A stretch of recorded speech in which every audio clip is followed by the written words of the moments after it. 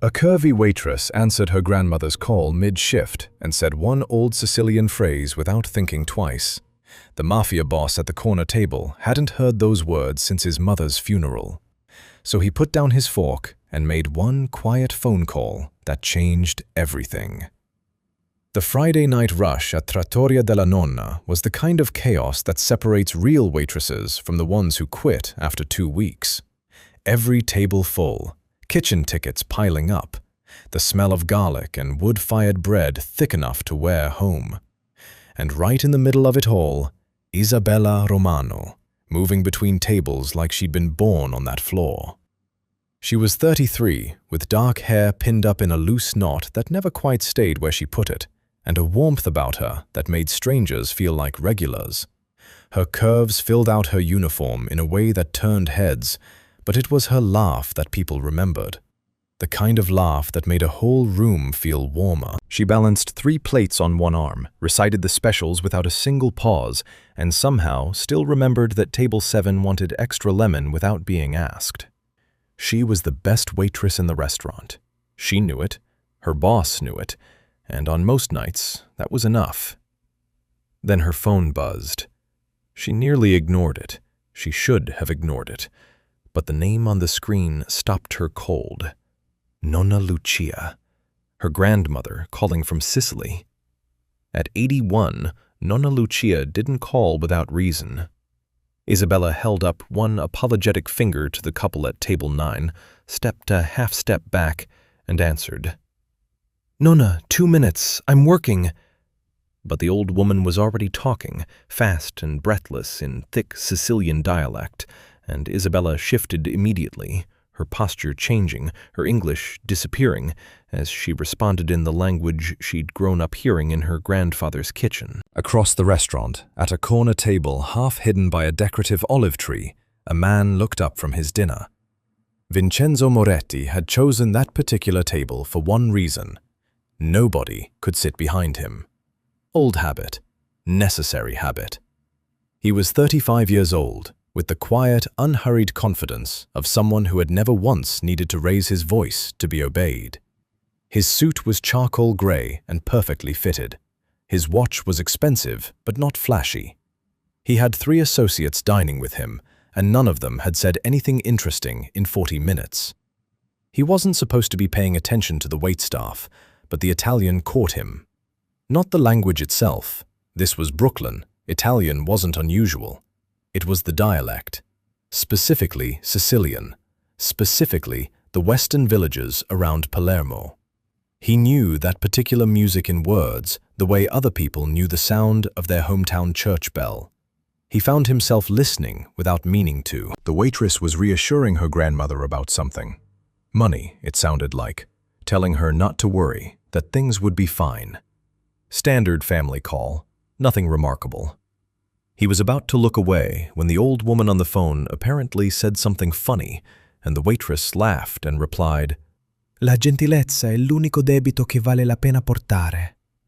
Kindness is the only debt worth carrying. Vincenzo's fork stopped moving. He sat very still. His associate, Marco, said something to him. He didn't hear it. That phrase, that exact phrase, in that exact dialect. His mother had said those words to him, not once, dozens of times, whenever he'd complained as a boy about someone who hadn't thanked her for a favor, whenever he'd asked why she still helped people who gave her nothing in return. She'd touch his face with both hands, look at him like he was missing something obvious, and say, "Kindness is the only debt worth carrying." He had not heard those words from another living person in 11 years, not since the morning of her funeral. His chest felt strange, too tight. He watched the waitress, Isabella he'd heard someone call her, finish the call with a string of affectionate Sicilian farewells. Then, before she hung up, she said one more thing, so casually it nearly slipped past him. She said her grandfather's name, Enzo Catalano of Monreale. The room didn't change. The kitchen was still loud. The couple at table 9 was still waiting. A child 2 tables over was still dropping breadsticks on the floor. But something shifted in Vincenzo Moretti, because Enzo Catalano of Monreale was not an unfamiliar name. It was a name he had heard once, a long time ago, from his mother, spoken quietly, in the dark, the way people speak about things that still frighten them. A name she had never fully explained. A name attached to a story she always said she'd tell him properly one day, when the time was right. She ran out of time. And now a waitress in Brooklyn, this warm, laughing woman who remembered that table 7 wanted extra lemon, had just spoken that name on the phone to an old woman in Sicily like it was the most ordinary thing in the world. Vincenzo set his fork down carefully. He picked up his water glass. He took a slow drink.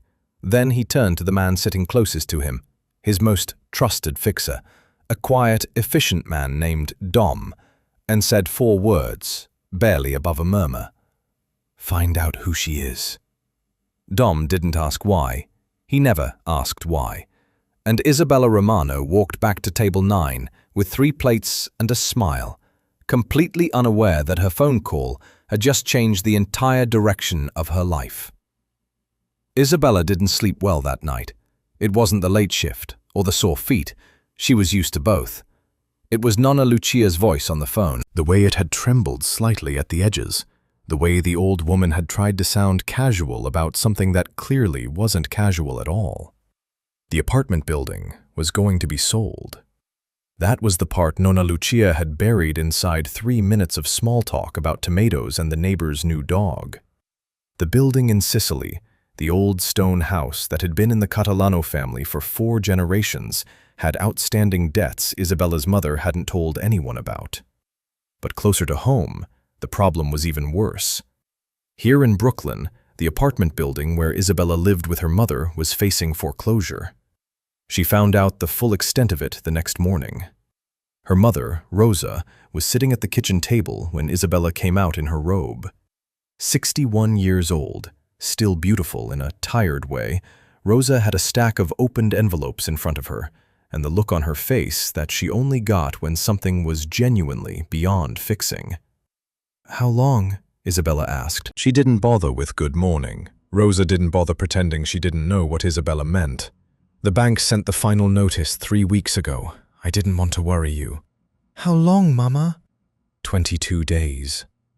Isabella sat down slowly. The building had 18 units, mostly older tenants, the Ferraras on the 2nd floor who'd lived there since 1987, Mr. Chen, who was 90 and had nowhere else to go, the young Haitian couple on the 4th floor with the newborn baby. Her family didn't own the building, but they'd lived there so long they were woven into its fabric. If it was sold to developers, which it would be, the neighborhood had been quietly going upscale for 2 years, everyone would be pushed out within months. "There's nothing we can do," Rosa said, in the voice of a woman who had already made peace with something. Isabella wasn't ready to make peace with anything. She dressed, skipped breakfast, and went to the bank herself. The loan officer at the branch on Atlantic Avenue was polite in the specific way that people are polite when they have no good news and want to leave the conversation as quickly as possible. He walked Isabella through numbers she already mostly understood. The building's owner, an elderly man named Parisi, who'd bought it in the 90s, had defaulted on a refinanced mortgage. The debt had compounded. The foreclosure process was already in motion. "Is there any way to pause it?" Isabella asked. "Any legal mechanism? Any appeal window?" "There's a redemption period," he said carefully. "But the amount required is—" He turned the screen slightly toward her. She looked at the number. She nodded once, the way you nod when something confirms exactly what you feared. Then she thanked him, stood up, and walked outside into the cold morning air. She stood on the pavement for a long moment, watching a pigeon investigate a pretzel on the sidewalk with more optimism than the situation warranted. She had maybe 1/10 of that number in her savings. Her mother had less. What Isabella didn't know, couldn't have known, was that across Brooklyn, in a glass-walled office above a legitimate import business he used as cover, Vincenzo Moretti was reading a file. Dom worked fast. He always did. The file on Isabella Romano was thorough without being invasive. Employment history, family background, address, the basics. Dom knew better than to cross certain lines without instruction. But what it contained was already enough to make Vincenzo sit forward in his chair. Isabella Romano, born Brooklyn, 1991, father deceased, mother Rosa, née Catalano. Catalano. His eyes stopped on the name. He turned to the next page. There it was, her maternal grandfather, Enzo Catalano, born Monreale, Sicily, 1931, deceased 2003. The same man. It wasn't coincidence. It wasn't a common name from a big city. Monreale was a small town above Palermo. The Catalanos were a small family. This was the man. Vincenzo leaned back slowly and looked out the window at the gray Brooklyn skyline. He had grown up with a half-told story. His mother, Elena, had survived something terrible in Sicily before she came to America, something involving a rival faction, a betrayal, and an injury that should have finished her. She never gave him the full picture. What she did give him, in fragments over the years, was the knowledge that a stranger had helped her. A farmer or a villager. She was vague about the details, always, who had hidden her at enormous personal risk and asked for nothing in return. Kindness is the only debt worth carrying. She'd borrowed those words from him. The stranger. The man who saved her.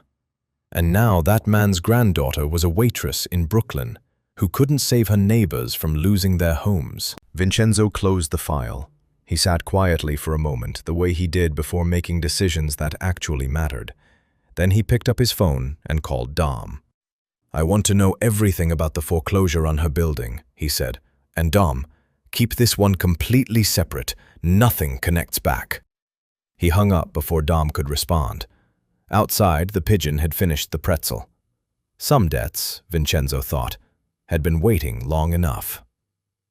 The Brooklyn Italian Heritage Festival happened every year on the last Saturday of October, and it was the one weekend where the whole neighborhood seemed to exhale. Folding tables lined 3 blocks. The smell of frying dough and roasted peppers drifted all the way to the subway entrance. Someone's grandfather was always playing accordion badly near the church steps, and nobody ever asked him to stop. Isabella had volunteered to run the food stall for the restaurant. Her boss, a round, good-natured man named Sal, had promised her double pay and a full Sunday off if she handled it. She'd agreed immediately, not because of the money, though the money helped, but because the festival was the one place where Brooklyn felt like the village her grandfather used to describe. Loud and warm and completely itself. She arrived early, set up the table, and tied her apron with the focused energy of someone who needed to be useful. The foreclosure notice was still sitting on the kitchen table at home. 22 days had become 19. She wasn't thinking about it. She was absolutely thinking about it. Vincenzo arrived at the festival at noon. He came alone, which was unusual. His security team maintained a discreet perimeter. 2 men in ordinary clothes, far enough back not to be obvious. But at street level, he looked like any other man in a good coat deciding between arancini vendors. He told himself he was simply supporting the neighborhood. His import business operated 2 blocks away. This was normal, reasonable, entirely coincidental. He spotted Isabella's stall within 4 minutes. She was arguing cheerfully with an elderly woman about the correct amount of basil in arancini, a debate that apparently had no right answer, and both of them knew it. When the old woman finally walked away with her food, shaking her head but smiling, Isabella turned back to her station and nearly collided with the man waiting behind her. She looked up. "Sorry," she started. "My fault," Vincenzo said. She didn't recognize him immediately. He looked different without the corner table and the associates, less like a businessman, more like a person. He ordered simply, paid without making anything of it, and stepped aside. Normal transaction. Done.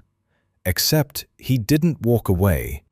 "You were right, by the way," he said. She looked at him. "About what?" "The basil. She was using it as a garnish. It should be inside." Isabella studied him for a half-second. "You cook?" "My mother cooked. I mostly watched and took credit." She laughed, that full, uncalculated laugh he'd noticed at the restaurant, and something about it made him stay when he should have left. They talked for 20 minutes the first time, then another 10 when he came back with 2 espressos from a stall down the street and handed her one without asking if she wanted it. She accepted it without making a fuss about the presumption, which told him something about her. They talked about the festival first, safe, easy territory, then about the neighborhood and how much it had changed, then about Sicily, which was where things got interesting. Vincenzo talked about his mother's village near Palermo, carefully, deliberately vague about details.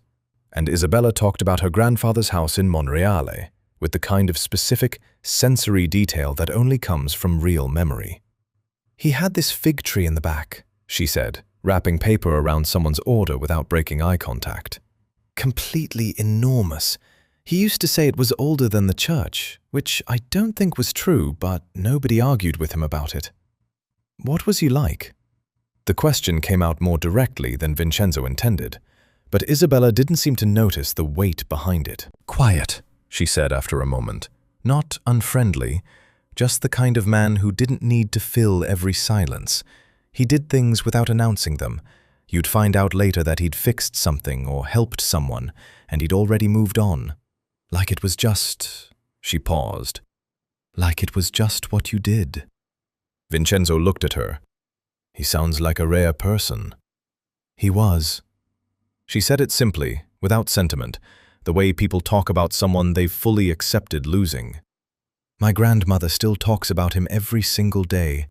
35 years they were married, and she still acts like he just stepped out to check on the garden." They were quiet for a moment, and it wasn't uncomfortable. That surprised Vincenzo. Silence, with most people, was a negotiation. With Isabella, it was just silence. "You grew up here?" he asked. "Born here, but my grandfather made sure I grew up there, too." She tapped her temple. "He was very serious about that part." Vincenzo left the festival an hour later than he planned. He walked 2 blocks before he stopped on the pavement and stood still for a moment, hands in his coat pockets, watching a kid chase a balloon across the street. He had spent years surrounded by people who wanted something from him. Loyalty, money, fear, protection. Conversations that were always about position and angle. Isabella Romano had talked to him like he was simply a man at a food stall. She didn't know what he was. She'd given him nothing but honesty. And he realized, with a clarity that was almost uncomfortable, that he couldn't remember the last time that had happened. He pulled out his phone, called Dom, and said simply, "The building situation. How fast can we move?" Vincenzo didn't tell anyone where he was going. That alone was unusual. In his world, every movement was logged, every trip coordinated, every destination known to at least 2 people for reasons that had nothing to do with trust and everything to do with survival. But this trip felt different, personal in a way he didn't want observed or reported back. He booked a commercial flight to Palermo under a secondary name, packed 1 bag, and told Marco he was handling private business. Marco knew better than to push. He landed in Sicily on a Tuesday morning when the light was the color of warm honey and the air smelled of salt and wild rosemary. He'd been to Sicily before, business mostly, the kind that required careful conversations in back rooms. But this time he drove a rented car through narrow roads alone, watching the landscape open up into terraced hillsides and old stone walls, and felt something loosen in his chest that he hadn't realized was tight. Monreale sat above Palermo like it was keeping watch over the whole city. Small, unhurried, beautiful in the stubborn way of places that had survived everything history threw at them and simply continued. He found a small hotel, checked in, and started asking questions. The first person who remembered Enzo Catalano was a woman named Agata, 78 years old, sharp as broken glass, sitting outside a bakery on a plastic chair like she was holding court. When Vincenzo mentioned the name, her expression changed completely. Not with suspicion, with something warmer. "Enzo," she said, and smiled like the name itself was good news. You knew him? I'm trying to learn about him, Vincenzo said carefully. His family, his granddaughter, she's important to someone I care about. Agatha studied him for a long moment with the particular X-ray vision of old women who have spent decades reading people. Sit down, she said finally. Over the next 2 days, Vincenzo moved through Monreale like a man assembling a puzzle from pieces scattered across decades. Agatha sent him to a retired priest named Father Benedetto, who still kept meticulous parish records in leather-bound books that smelled of dust and old candles. Father Benedetto sent him to a farmer named Toto, who had been Enzo's closest friend for 40 years. Toto, after considerable amounts of wine and considerable amounts of silence, sent him to a locked wooden chest in his attic. Inside the chest were letters. Not many, perhaps 15, but enough. They were written in his mother's handwriting. He recognized it the way you recognize the voice of someone you loved, immediately, physically, in the bones. The letters were addressed simply to E.C., Enzo Catalano, and postmarked from New York across a span of years between 1974 and 1989. His mother had come to America in 1973. He sat in Toto's attic with the afternoon light coming through a single small window and read every one. The story that assembled itself from those pages was more serious than he had imagined. In the winter of 1973, Elena Moretti, then 22, unmarried, traveling alone, had been caught in the crossfire of a brutal dispute between two rival factions in the hills outside Palermo. She had been shot. Not fatally, but badly enough that she couldn't move and couldn't be taken to a hospital without dangerous questions being asked. Someone found her on the roadside before dawn. That someone was Enzo Catalano. He brought her to his farm. He cleaned the wound himself, using knowledge inherited from a father who'd been a field medic in the war. He hid her in a back room for 19 days while both factions searched the surrounding area. His wife knew. His neighbors didn't. If either faction had found Elena in his home, Enzo Catalano would have been finished where he stood, and possibly his wife alongside him. He did it anyway. When Elena was well enough to travel, he arranged for her safe passage out of Sicily through a network of fishermen and old favors. He gave her money he couldn't easily spare. He asked for nothing, not a name, not a future favor, not acknowledgement of any kind. The only thing he said to her at the door, according to a letter Elena wrote years later, was the phrase she would carry for the rest of her life. Kindness is the only debt worth carrying. Vincenzo set the letters down carefully on the attic floor and pressed both hands flat against his knees. He had built an empire on the logic of debts, who owed whom, what was outstanding, what had to be collected. It was the operating language of his entire world. But Enzo Catalano had saved his mother's life and then stepped back into his ordinary existence and told no one. Not for recognition, not for leverage, simply because it was what you did. Vincenzo thought about Isabella at the festival, describing her grandfather. He did things without announcing them, like it was just what you did. She had described him perfectly, without knowing she was describing the most important stranger in Vincenzo's family history. He gathered the letters carefully, folded them, and placed them in his inside coat pocket, close to his chest. Then he pulled out his phone. He had 2 missed calls from Dom.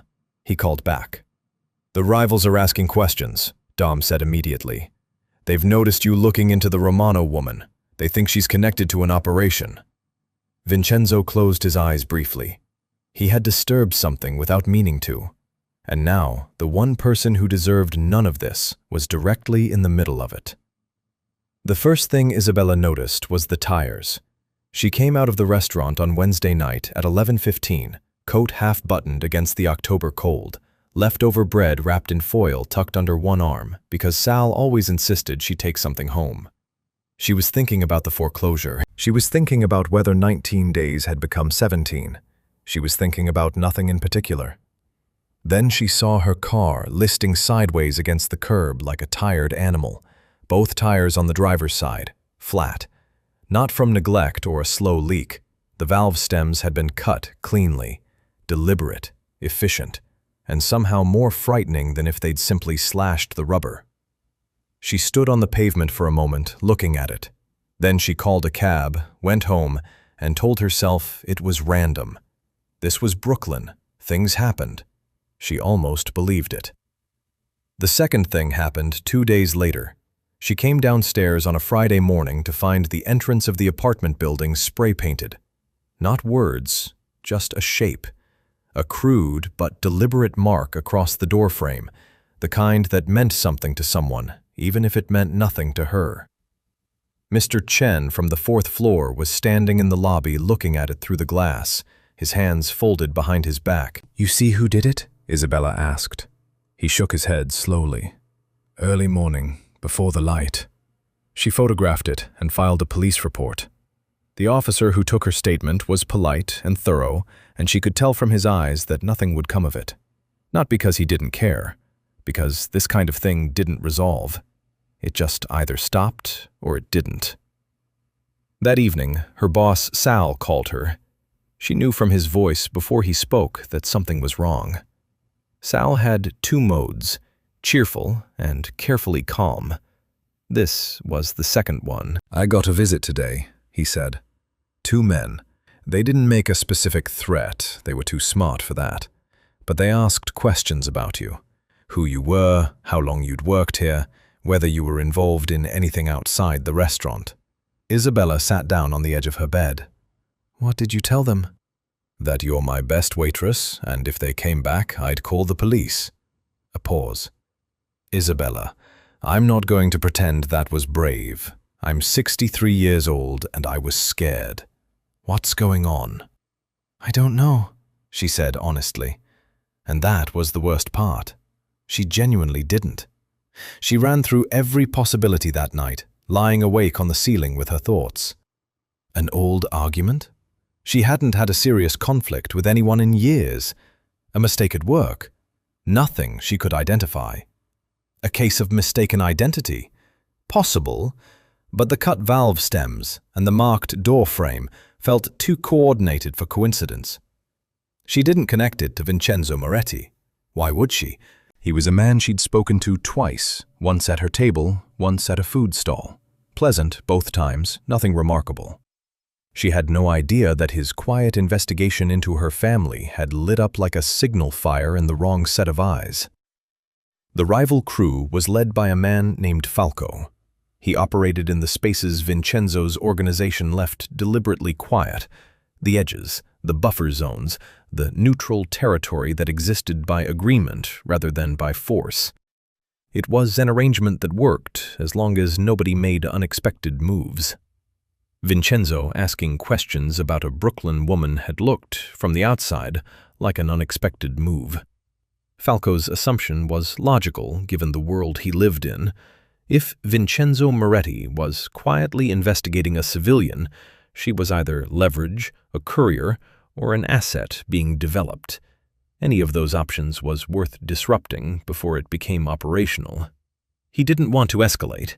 He just wanted to send a message. The message landed on Isabella's car, on her front door, and in her boss's restaurant. Don delivered the full picture to Vincenzo the morning after the restaurant visit. Vincenzo listened without interrupting, which was how Dom knew it was serious. When Vincenzo asked questions, he was managing a situation. When he went silent, he was angry. He was silent for a long time. "How close did they get to her directly?" he asked finally.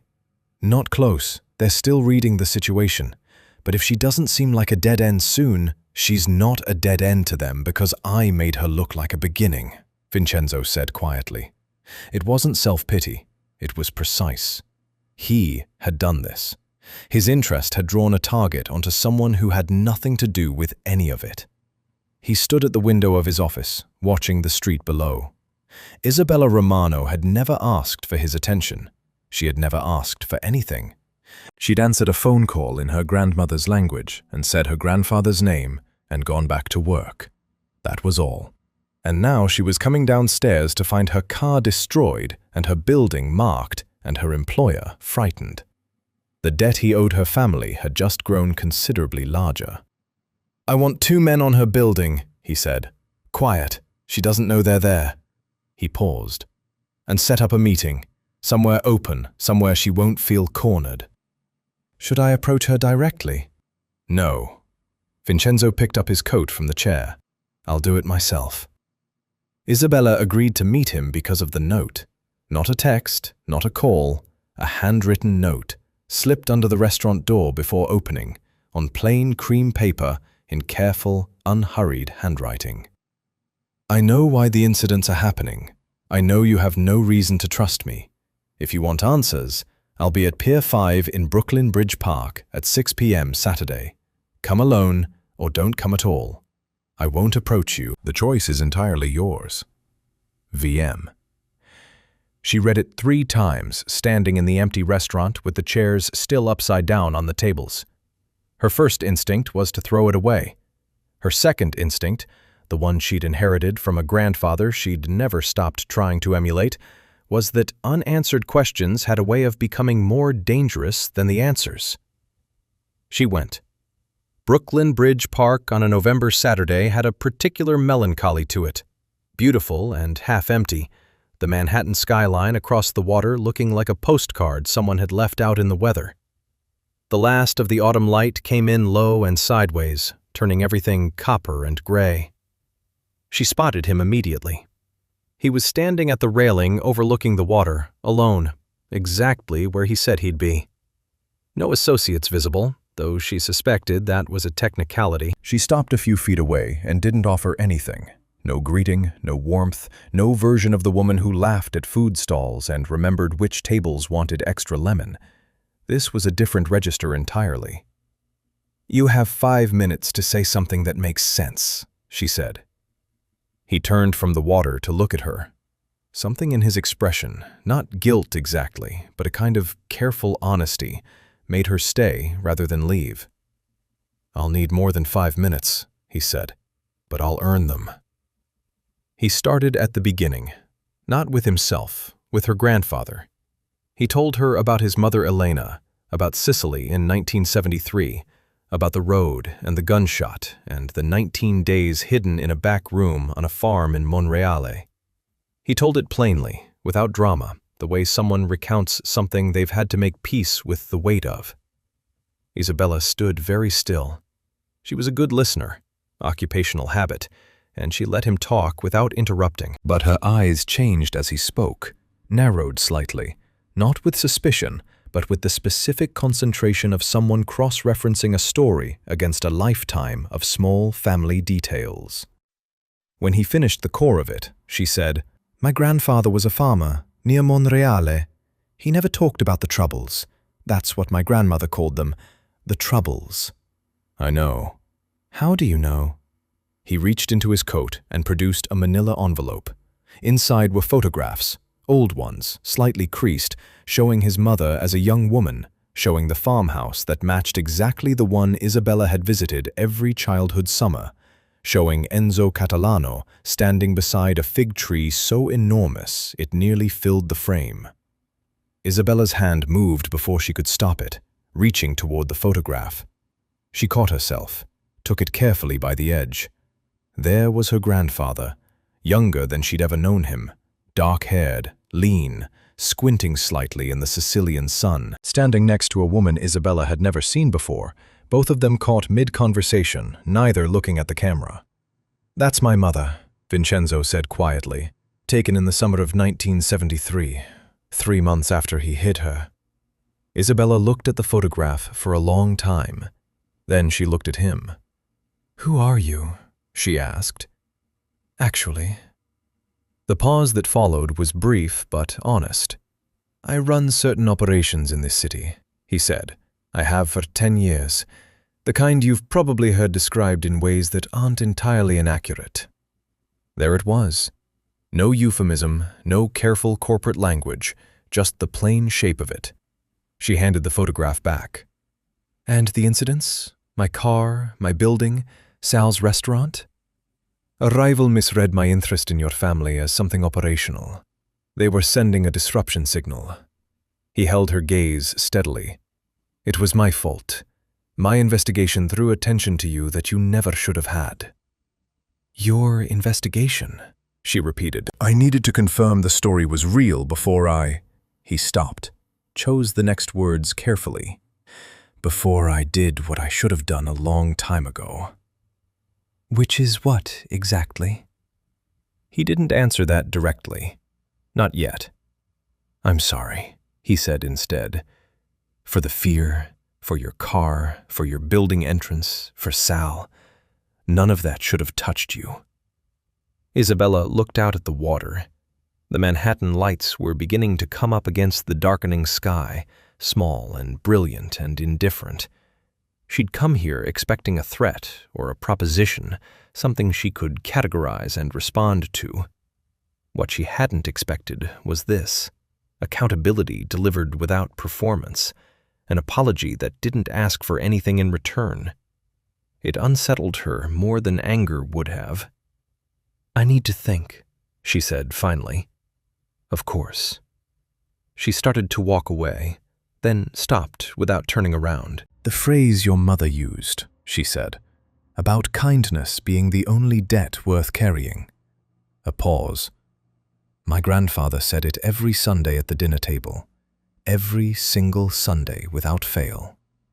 Her voice was steady, but only just. "I always thought he made it up himself." She walked away before he could respond. Behind her, Vincenzo stood at the railing in the copper dark and felt, for the first time in longer than he could remember, something that wasn't calculation. Nonna Lucia arrived on a Tuesday. Isabella hadn't asked her to come. That was the thing about Nonna Lucia. She didn't wait to be asked. She simply appeared when she decided her presence was necessary, carrying one battered suitcase and enough dried herbs to stock a pharmacy, wearing the expression of a woman who had already assessed the situation from 4,000 miles away and found it wanting. She was 81 years old, barely 5 feet tall, and the single most formidable person Isabella had ever known. Isabella met her at JFK with the car she'd borrowed from Sal. The old woman came through the arrivals gate moving faster than people half her age, spotted Isabella immediately, grabbed her face with both hands, and kissed each cheek twice. Then she leaned back and looked at her granddaughter with those sharp, dark eyes that had never once missed anything. "You look tired," Nonna Lucia said. "You flew 9 hours to tell me that." "I flew 9 hours because things are happening that require an old woman's memory." She picked up her suitcase before Isabella could reach it. "Drive, I'll talk." She talked for the entire journey back to Brooklyn. Not about the incidents, not about Vincenzo. Isabella had told her only the outline on the phone, deliberately sparse. Nonna Lucia talked instead about Enzo, about the man he was before Isabella had been born to know him, about the version of her husband that existed before decades of ordinary life had made him simply nonno, grandfather, fig tree guardian, Sunday phrase repeater. "He was 23 when we married," she said, watching Brooklyn emerge from the expressway. "Already serious, already the kind of man who carried other people's problems like they were his own groceries. Just picked them up without complaining." "Did he ever tell you," Isabella asked carefully, "about the woman he helped?" Nonna Lucia was quiet for a moment. "He told me while it was happening," she said finally. "He had to. He couldn't hide a wounded woman in our back room without my knowing." A pause. "I was frightened. We had very little.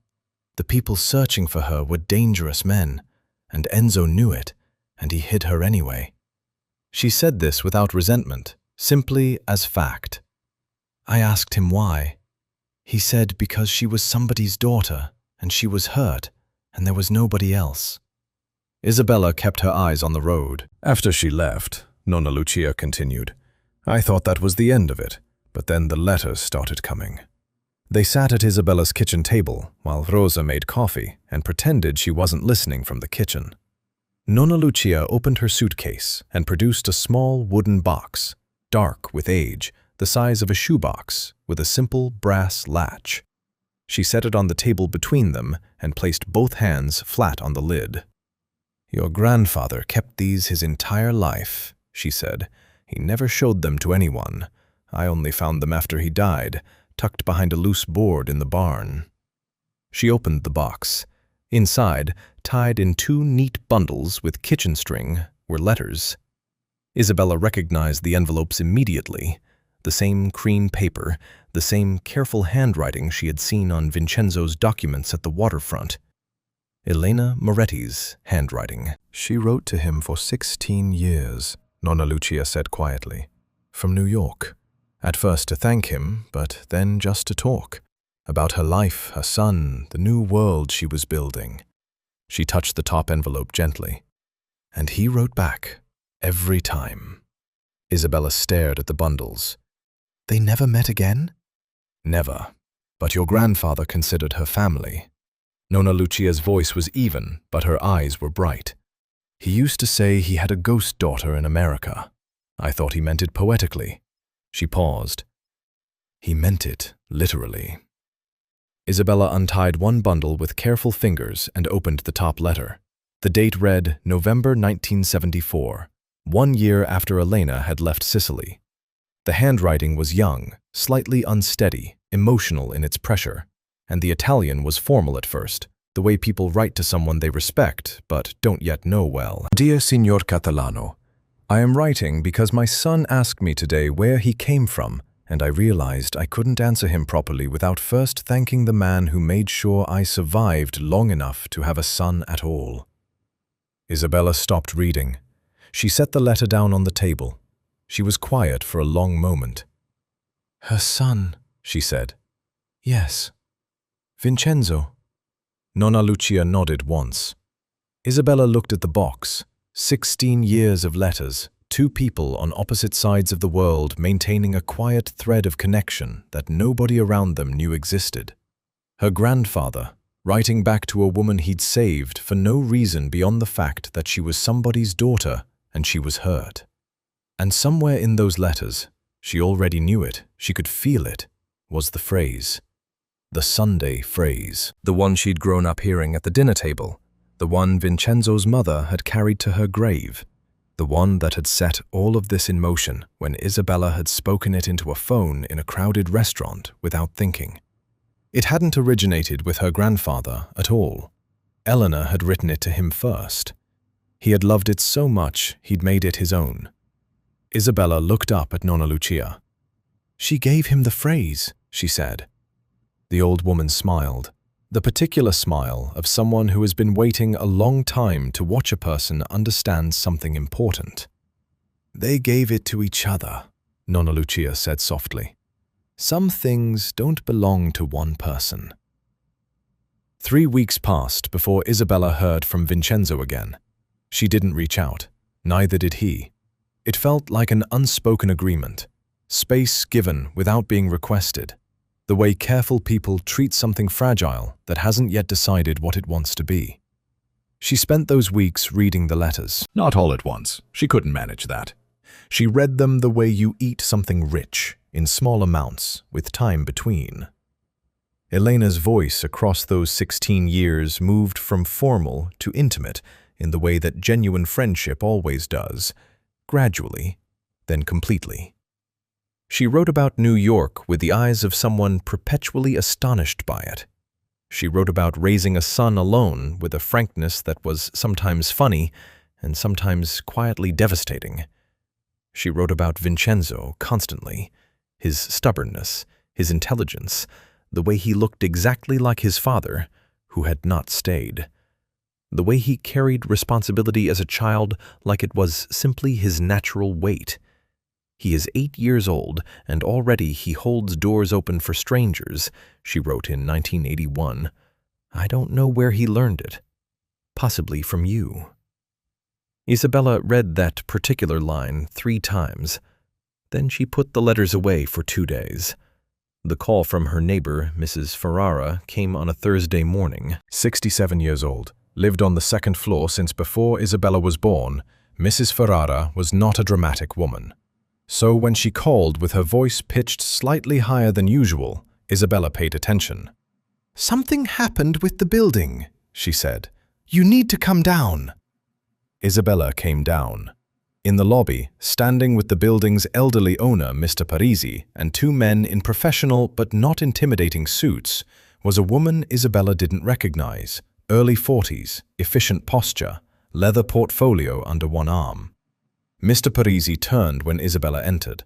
His expression was the specific combination of bewildered and relieved that people wear when something inexplicable has resolved a problem they'd stopped believing was solvable. "The debt," he said simply.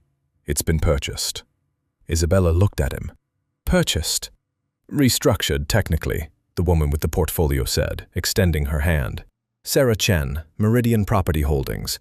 We've acquired the outstanding mortgage on this building and restructured the terms under a community preservation agreement. No residents will be displaced. Repairs will begin within the month." Isabella shook the hand automatically. "Who is Meridian Property Holdings?" A pause that lasted exactly one beat too long. "A legitimate holding company," Sarah Chen said carefully. Isabella understood immediately.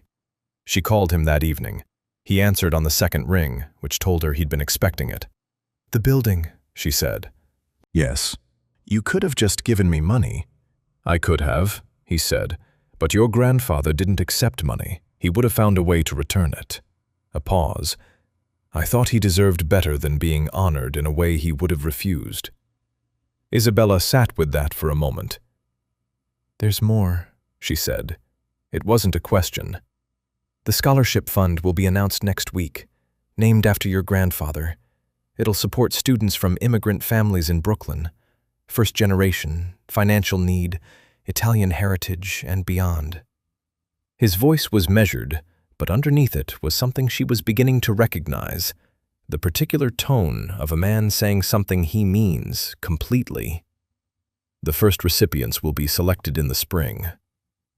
Isabella stood at her apartment window, looking at the street below.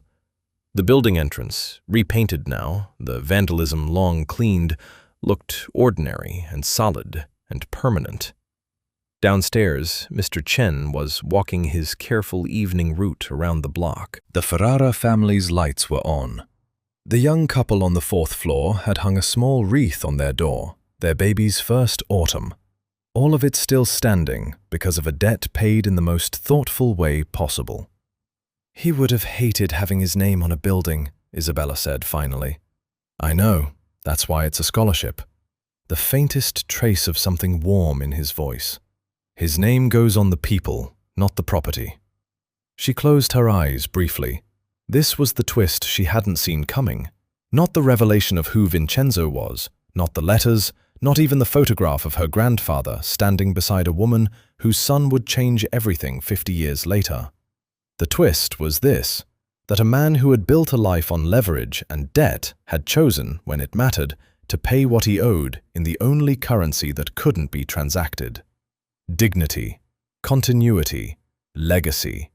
The things Enzo Catalano had given freely and never asked to be returned. "I've been reading the letters," she said. "I know, your grandmother told me." "She called you?"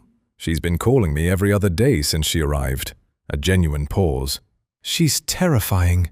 Isabella laughed, the full, unguarded version, and felt something shift in the architecture of how she'd been holding herself for the past several weeks. "She says you remind her of him," she said. "My grandfather." The silence that followed wasn't empty. It was full of something neither of them was quite ready to name. "I'd like to visit his grave," Vincenzo said quietly. "In Sicily. I should have done it years ago." A pause. "I thought, if you'd be willing, you might show me where it is." Isabella looked at the street below, at the ordinary, continuing life of a building full of people who didn't know how close they'd come to losing everything. "Yes," she said simply. Sicily in December was nothing like the postcards. No golden light, no tourist crowds, no tables outside with sweating wine glasses. December in the hills above Palermo was cold and green and fiercely quiet. The vineyards stripped back to their bare bones, the stone walls running between fields looking ancient enough to have built themselves. The sky moved fast, clouds crossing the sun every few minutes, light shifting from pale silver to brief warm gold and back again. Isabella had always loved it this way, the honest version of the place. She'd arranged everything with her grandmother before leaving Brooklyn. The grave, the family vineyard, the small stone church where Enzo Catalano had been baptized, married, and eventually buried within a single square mile, the radius of a life that had nonetheless reached across an ocean and 3 generations. Vincenzo flew separately and met her at the Palermo airport. He looked different here. Not smaller exactly, but quieter, as though the island had some specific gravity that reduced everything to its actual weight. He was dressed simply, no suit, and he carried nothing except a single envelope in his inside coat pocket that she didn't ask about yet. They drove up into the hills in a rented car, Isabella navigating from memory, Vincenzo watching the landscape with the expression of a man seeing something he'd been trying to picture for a long time. "She talked about it," he said at one point. "My mother, the light here. She said American light was brighter, but Sicilian light was warmer. I never understood the difference until now." Isabella kept her eyes on the narrow road. She was right. Nonna Lucia was waiting at the vineyard. Of course she was. She stood in the doorway of the old stone farmhouse like she'd been there all morning, which she probably had, wearing her heavy black cardigan and the expression of a woman who had been expecting this particular moment for some time and was not going to make it small by being surprised. She looked at Vincenzo for a long moment. He stopped a few feet from her and said nothing. Somehow he understood that this required stillness. Then Nonna Lucia stepped forward, took his face in both hands, the same gesture she used with Isabella, the one that meant, "I see you completely," and said in quiet Sicilian, "You have her eyes. I wondered if you would." Vincenzo said nothing. His jaw was tight in the way of a man maintaining composure by will alone. Nonna Lucia released his face, patted his cheek once, and turned back toward the house. "Come inside.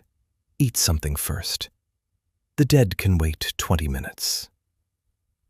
The grave was in the small churchyard at the edge of the village. Simple white marble, Enzo's name and dates carved plainly without flourish, a small ceramic photograph inset into the stone. The same face Isabella had seen in Vincenzo's old photograph. Older now, the dark hair gone silver, but the same quality of stillness in the eyes. The kind of man who didn't need to fill every silence.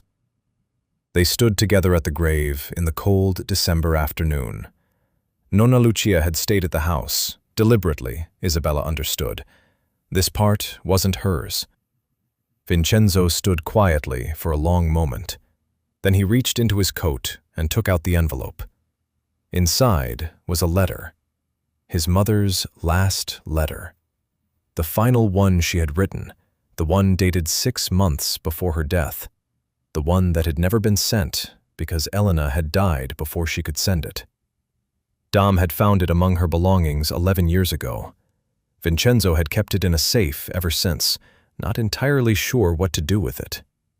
He knew now. He placed it carefully at the base of the headstone, weighted down with a small stone so the wind wouldn't take it. Then he straightened and stood with his hands at his sides and spoke in the quiet, plain voice of a man who had prepared nothing and was saying exactly what was true. "You saved her life," he said to the name on the stone. "You gave her 19 days when she had none left. Because of you, she made it to New York, and she built something, and she raised a son who—" He stopped briefly. "Who needed more time to understand what you did than he should have." A pause. "I'm sorry it took this long, and I'm grateful in a way I don't have the right words for." The wind moved through the stripped vineyard. Somewhere below the hill, a church bell struck the hour. Isabella didn't speak. Some things were right to witness in silence. After a long moment, Vincenzo stepped back and looked at her. The complicated architecture of everything between them, the history, the debt, the letters, the months of careful circling was still there. But it felt lighter now. Not resolved exactly. More like a door that had been stuck for a very long time and had finally opened enough to walk through. He gave her the phrase, Vincenzo said quietly. She gave it back to him. You grew up with it, and then you said it in a restaurant, and I heard it. He looked at her steadily. I don't think that's coincidence. Isabella looked at her grandfather's face in the ceramic photograph, the squinting eyes, the fig tree behind him, the same stillness that had apparently crossed an ocean through a single act of kindness. Neither do I, she said. She reached out and took Vincenzo's hand, not dramatically, simply, the way you take the hand of someone you've been walking toward for a long time without knowing it. They stood together at the grave as the December light did what Sicilian light does, shifted and warmed and held. Below them, the vineyard stretched out toward Palermo and the sea. Above them, fast clouds crossed a pale winter sky. And between them, in the cold, quiet air of a Sicilian hillside, 3 generations of a debt paid in the only way that had ever mattered, not with money, not with power, but with the simplest and most durable thing one person can offer another. Kindness. The only debt worth carrying.